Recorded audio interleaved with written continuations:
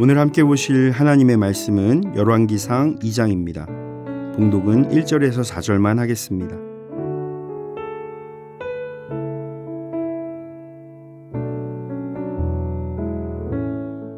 다윗이 죽을 날이 임박함에 그의 아들 솔로몬에게 명령하여 이르되 내가 이제 세상 모든 사람이 가는 길로 가게 되었노니 너는 힘써 대장부가 되고 내 하나님 여호와의 명령을 지켜 그 길로 행하여 그 법률과 계명과 율례와 증거를 모세의 율법에 기록된 대로 지키라. 그리하면 내가 무엇을 하든지 어디로 가든지 형통할지라. 여호와께서 내 일에 대하여 말씀하시기를 만일 내 자손들이 그들의 길을 삼가 마음을 다하고 성품을 다하여 진실이 내 앞에서 행하면 이스라엘 왕위에 오를 사람이 내게서 끊어지지 아니하리라 하신 말씀을 확실히 이루게 하시리라. 아멘.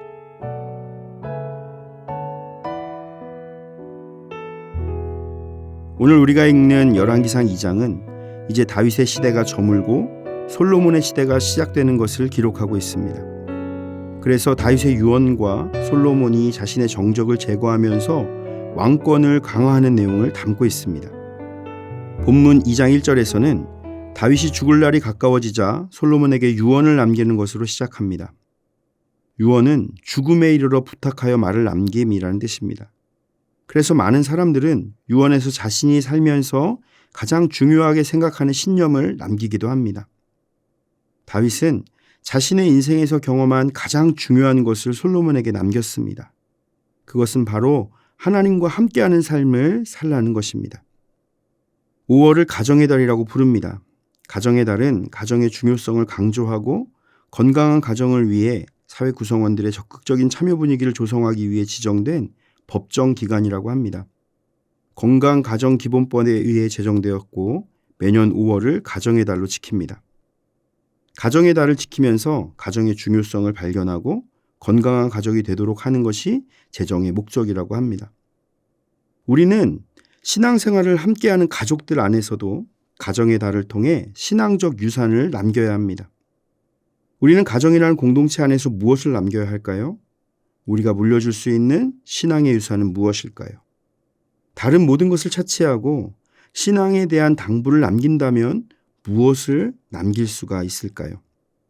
오늘 다윗이 솔로몬에게 남기는 당부를 통해서 나와 우리 가정이 지키며 따라야 할 주님의 뜻을 생각해보고 믿음의 유산을 물려주는 복된 가정이 되시기를 예수님의 이름으로 축복합니다. 첫째로 여호와의 명령을 지켜 행하라. 다윗은 죽음을 앞두고 솔로몬에게 말씀대로 살 것을 당부합니다. 정치나 권력, 리더십이 아니라 말씀에 순종할 것을 강조하는 다윗의 유언은 성도의 삶에 깊은 도전을 줍니다. 다윗은 가장 먼저 너는 힘써 대장부가 되고라고 말합니다. 다윗의 유언은 신명기 31장 6절에 기록된 모세가 여호수아에게 주었던 권고의 말씀과 매우 유사합니다. 모세는 여호수아에게 가장 먼저 한 말이 마음을 굳세게 하라는 것입니다. 가장 위대한 하나님의 사람인 모세의 뒤를 잇는 여호수아는 부족한 것이 많았습니다. 그래서 모세는 여호수아에게 가장 먼저 마음을 굳세게 하라고 권면했던 것입니다. 다윗도 마찬가지입니다. 다윗은 강력한 무력을 기반으로 왕권을 세웠습니다. 그러나 솔로몬에게 있었던 은사는 다른 것이었습니다. 다윗은 그런 솔로몬을 바라볼 때 불안감과 걱정을 안고 있었습니다. 그래서 다윗은 힘써 대장부가 되어서 홀로 서기를 잘 해내고 하나님이 함께 하신다는 것을 믿고 강하고 담대한 대장부가 되라고 한 것입니다. 왕은 권력의 정점입니다. 그가 하는 말이 곧 법이고 왕의 존재 자체가 국가입니다. 그래서인지 모두 왕처럼 살고 싶어 합니다. 나만의 울타리를 두르고 내가 만든 세상에서 왕이 되고 싶어 합니다. 가정에서나 회사에서나 관계에서나. 하지만 역사가 증명하듯이 왕의 자리는 죄의 자리가 되기도 합니다. 신실한 다윗도 왕이 되어서 아픈 죄를 지었고 순박했던 사울도 왕이 되어서 본색이 드러나기도 했습니다. 솔로몬이라고 예외일 수는 없었습니다. 이런 이치를 아는 다윗이 3절에 이렇게 말합니다. 내 하나님 여호와의 명령을 지켜 그 길로 행하여 그 법률과 계명과 율례와 증거를 모세의 율법에 기록된 대로 지키라. 이는 왕의 순종을 요구하는 말입니다. 왕은 국가에서 가장 높은 위치에 있는 사람이기 때문에 순종할 일이 없습니다. 그러나 다윗은 오히려 왕이 먼저 순종해야 함을 당부합니다. 왜냐하면 이스라엘의 참된 왕은 오직 하나님뿐이시기 때문입니다. 성도의 삶도 마찬가지입니다. 우리에게 필요한 것은 더 좋은 환경이나 조건, 성취가 아닙니다. 우리 삶의 핵심은 순종입니다. 순종하면 문제가 해결됩니다. 순종하면 무엇을 하든지 어디로 가든지 형통하게 되는 것입니다. 형통은 하나님의 뜻대로 이루어지는 섭리인데 누구도 막을 수 없고 꺾을 수 없는 하나님의 의지를 말합니다. 내가 노력해서 얻는 결과보다 하나님께 순종한 결과가 더 강력합니다. 이것이 순종의 핵심입니다. 둘째로 마음과 성품을 다하고 진실해야 합니다. 다윗은 하나님의 뜻에 순종하기 위한 마음가짐을 제시합니다. 본문 4절에서 마음을 다하고 성품을 다하여 진실이 내 앞에서 행하라 라고 말합니다. 마음과 성품을 다한다는 것은 한 사람의 육체, 삶, 생각, 마음 등 모든 것을 다 포함하는 전인적인 표현입니다. 하나님께서는 인간이 어떤 한 부분만을 드리는 것으로는 만족하지 않으십니다. 말씀에 대한 순종이 육체만으로 되어지고 마음과 생각이 다르다면 이것은 하나님이 미워하는 외식이 됩니다.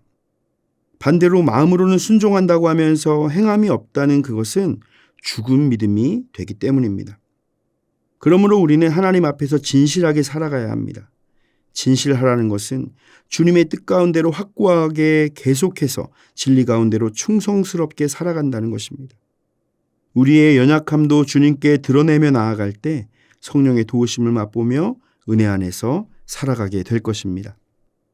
사랑하는 성도 여러분, 우리는 여호와의 명령에 순종하며 살아가야 합니다. 여호와의 명령을 지켜 행할 때 형통한 삶으로 이끄시는 주님의 손길을 경험하게 됩니다.